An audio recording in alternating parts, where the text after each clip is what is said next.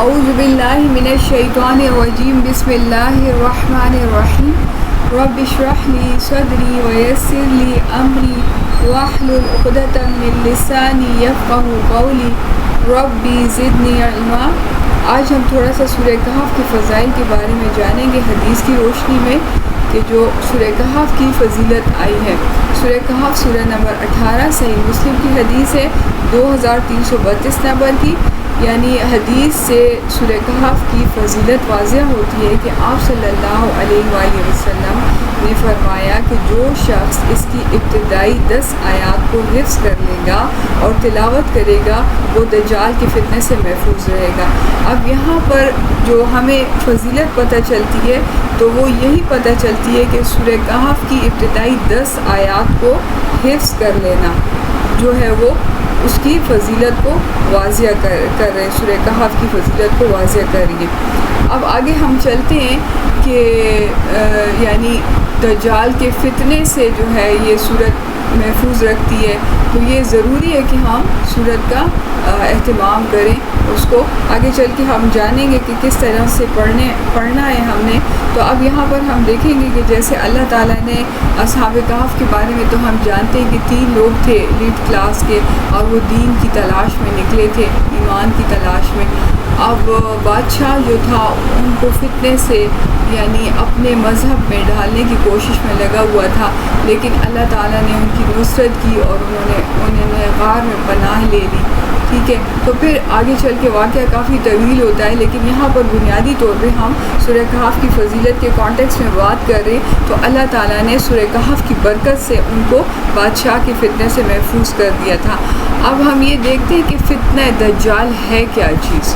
اب یہاں پہ ہم یہ دیکھیں کہ آدم علیہ السلام اور نوح علیہ السلام نے اپنی قوم کو اس سے ڈرایا تھا۔ حدیث میں آتا ہے کہ ہر نبی نے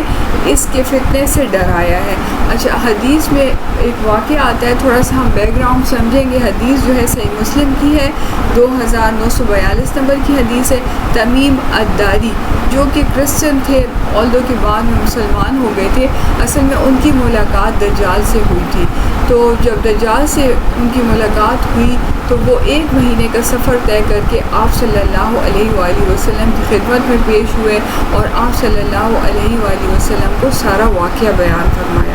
اب یہاں پہ حدیث سٹارٹ کرتے ہیں۔ فجر کی نماز کے بعد آپ صلی اللہ علیہ وآلہ وسلم نے فرمایا کہ میں تم سے نہ کہتا تھا دجال کے بارے میں، تمیم الداری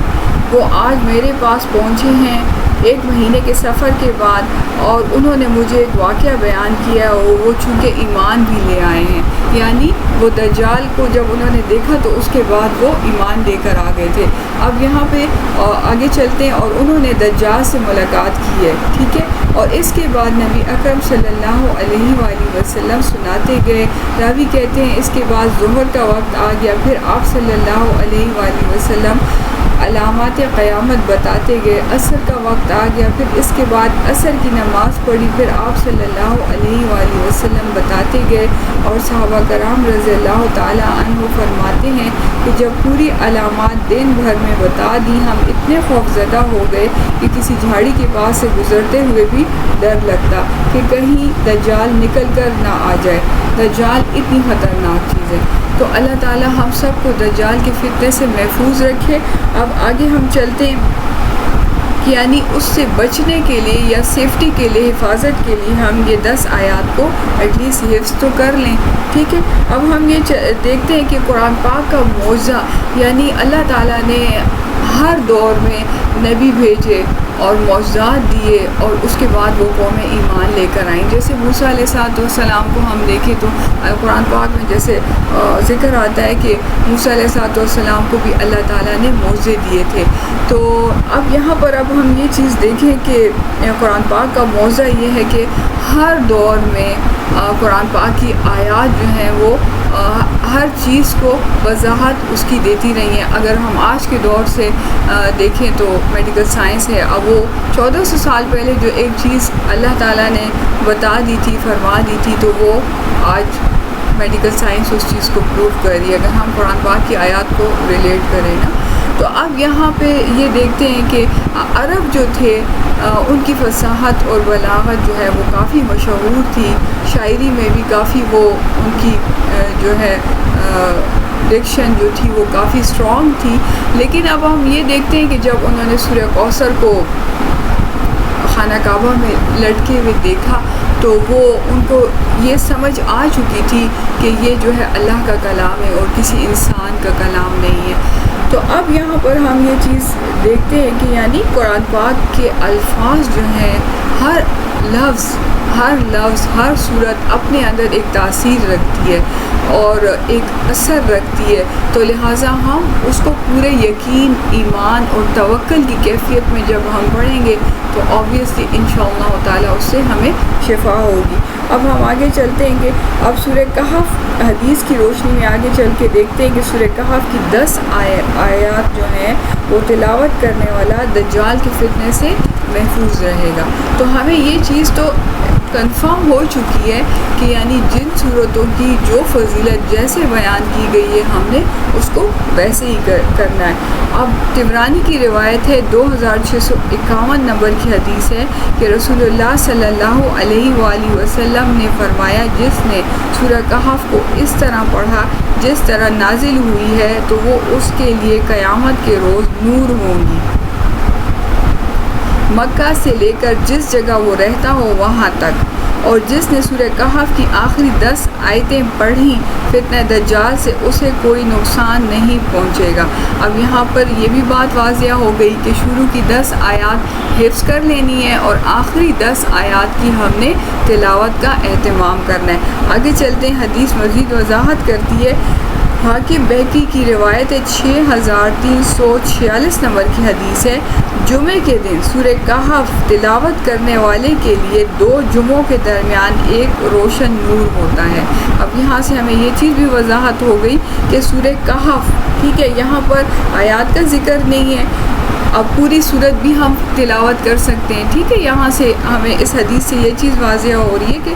جمعے کے دن سورہ کہف تلاوت کرنے والے کے لیے. اب وہاں شروع میں 10 آیات کے حفظ کرنے کا بھی ذکر آ رہا ہے اور آخری 10 آیات تلاوت کرنے کا بھی ذکر آ رہا ہے اور یہاں پہ سورت کی تلاوت کا بھی ذکر آ رہا ہے، پوری سورت کی تلاوت کا بھی ذکر آ رہا ہے. ٹھیک ہے، تو لہٰذا ہم نے اس کا اہتمام کرنا ہے. اب آگے چلتے ہیں سورہ فتح کی طرف. سورہ فتح سورہ نمبر 48. ٹھیک ہے، اب یہاں پر جو ہے صحیح بخاری کی حدیث ہے 5012 نمبر کی حدیث ہے. یہاں پر ہم یہ دیکھتے ہیں کہ آپ صلی اللہ علیہ وآلہ وسلم نے سورہ فتح کی جو فضیلت بیان کی ہے تو فرمایا ہے کہ دنیا اور مافیہ کی ہر چیز سے زیادہ یہ صورت مجھے محبوب ہے. اب یہاں پر سورہ فتح کی جو یہاں پر فضیلت بیان ہوئی ہے تو اس میں اس طرح ہوا تھا کہ صلح حدیبیہ کا جو معاہدہ ہوا تھا، ٹریٹی سائن ہوئی تھی کہ مسلمان جو عمرے کی نیت سے آ رہے تھے لیکن قریش نے جو ہے ان کو راستے میں روک لیا تھا اور پھر وہاں پر ایک معاہدہ سائن ہوا تھا قریش کے ساتھ. آل دو کہ وہ جتنے جو معاہدے کی وہ شکیں ہوتی ہیں یا معاہدے کی شرائط جو تھیں وہ مسلمانوں کے اگینسٹ جاری تھی، لیکن اس کے اوپر حضرت عمر رضی اللہ تعالیٰ عنہ نے آپ صلی اللہ علیہ وآلہ وسلم کو یعنی 3 بار آپ صلی اللہ علیہ وآلہ وسلم سے پوچھا لیکن آپ صلی اللہ علیہ وآلہ وسلم نے جواب نہ دیا نا. اب حضرت عمر رضی اللہ تعالیٰ عنہ جانے لگے تو آپ صلی اللہ علیہ وآلہ وسلم نے ان کو بلایا اور حضرت عمر رضی اللہ تعالیٰ عنہ کو ایک دل میں خوف محسوس ہوا اور وہ سوچنے لگے کہ ہو سکتا ہے مجھے یہ پوچھنا نہیں چاہیے تھا، جب آپ صلی اللہ علیہ وآلہ وسلم نے خاموشی کا اظہار کیا تھا تو مجھے بھی خاموش رہنا چاہیے تھا. بہرحال آپ رضی اللہ تعالیٰ عنہ آپ صلی اللہ علیہ وآلہ وسلم کی خدمت اقدس میں جب پیش ہوئے، جب حاضر ہوئے تو اب جب وہاں پر بیٹھے تو آپ صلی اللہ علیہ وآلہ وسلم نے یہ فرمایا کہ آج رات مجھ پر ایک صورت نازل ہوئی، وہ مجھے ہر چیز سے محبوب ہے جس پر سورج طلوع ہوتا ہے. یعنی اس چیز سے یہ واضح ہو گیا کہ سورہ فتح کی اپنی جگہ فضیلت آتی ہے۔ اب قریش کا جو معاہدہ ہوا تھا اور اس وقت تو آن دا اسپاٹ تو ایسے لگ رہا تھا کہ سب جو شرائط ہیں مسلمانوں کے اگینسٹ جا رہی ہیں، لیکن بعد میں اس کا فائدہ بہت ہوا، یعنی مسلمان اسٹرینتھ میں زیادہ ہوتے چلے گئے، یعنی کافی زیادہ لوگ مسلمان ہونے لگے۔ تو یہاں پر مطلب اللہ کے رسول صلی اللہ علیہ وآلہ وسلم نے جس چیز کو جس طرح بتایا ہے تو obviously اس میں کوئی حکمت ہے۔ ہمارے لیے حکم یہ ہے کہ سمعنا و اطعنا، ہم نے اس کو ویسے ہی کرنا ہے کہ جیسے کہ اللہ اور اس کے رسول نے ہمیں حکم دیا ہے، ہم نے خود سے منمانی نہیں کرنی۔ اب آگے ہم چلتے ہیں سورہ ملک کی طرف، اس کے فضائل ہم جانتے ہیں تھوڑے سے۔ سورہ نمبر 67 فضائل آتے ہیں 3404 جامعہ ترمذی کی جو ہے حدیث ہے، نبی اکرم صلی اللہ علیہ وآلہ وسلم اس وقت تک نہ سوتے جب تک سورہ الف لام میم تنزیل یعنی سورہ سجدہ، ٹھیک ہے نا، اس کے دو نام ہیں، سورہ الف لام میم تنزیل، سورہ سجدہ، یعنی سورت ایک یہ نام دو ہیں، سورہ نمبر 32 اور سورہ ملک سورہ تبارک الذی نہ پڑھتے، یعنی اس وقت تک آپ صلی اللہ علیہ وآلہ وسلم نہ سوتے جب تک ان سورتوں کی تلاوت نہ کرتے۔ اب ہم یہ سوچتے ہیں کہ کچھ صورتیں ایسی ہیں، جیسے ہم پچھلے جو ہمارے لیسن چلے گئے ان میں ہم لوگوں نے ڈسکس کیا کہ جو کچھ صورتیں ایسی ہیں جو آپ صلی اللہ علیہ وآلہ وسلم نے جسے پڑھی، ان کا اہتمام کیا، سورہ زمر ہے، سورہ بنی اسرائیل ہے، لیکن مطلب ایک جگہ پہ یار کافی بڑی بڑی صورتیں ہیں، لیکن اب ہم یہ سوچیں کہ تو کافی بڑی بڑی صورتیں ہیں تو اس کی تلاوت کیسے کریں؟ تو اب اس طرح ہے کہ کچھ صورتیں آپ صلی اللہ علیہ وآلہ وسلم معمول میں پڑھتے تھے، ٹھیک ہے، اور کچھ صورتیں جو ہیں وہ ایسے بھی ہوتا تھا کہ کبھی پڑھتے اور کبھی نہ پڑھتے۔ باقی واللہ عالم، اب راوی مطلب جنہوں نے جو آپ صلی اللہ علیہ وآلہ وسلم کی احادیث کو روایت کیا، انہوں نے جو دیکھا اور اس کو اسی طرح روایت کیا، تو لہٰذا ہم نے بھی ان صورتوں کا یعنی جس طرح بتائی گئی ہیں کوشش یہ کریں کہ ہم اس کا اہتمام کریں۔ اب آگے چلتے ہیں، حدیث جو ہے حاکم کی روایت ہے، 1140 نمبر کی حدیث ہے۔ عبداللہ بن مسعود رضی اللہ تعالی عنہ جو ہیں وہ حدیث کے راوی ہیں۔ آپ صلی اللہ علیہ وآلہ وسلم روز پڑھتے سورہ ملک عذاب قبر سے رکاوٹ ہے، ٹھیک ہے، یعنی یہ سورہ ملک کے بارے میں حدیث آ رہی ہے کہ آپ صلی اللہ علیہ وآلہ وسلم روزانہ سورہ ملک کا اہتمام کرتے، کیونکہ وہ عذاب قبر سے رکاوٹ ہے۔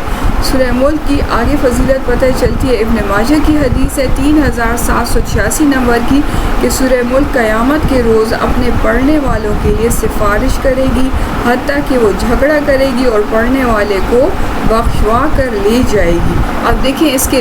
کتنے فائدے ہیں، یعنی قبر اور آخرت دونوں کا فائدہ، یعنی اگر ہم سورت چھوٹی سی سورت ہے، اتنی بڑی نہیں، اگر ہم اس کو پڑھیں گے نا تو وہ ہمیں یاد بھی ہو جائے گی، تو لہٰذا ہمیں اس کا اہتمام کرنا چاہیے۔ آگے چل کے طبرانی کی روایت ہے کہ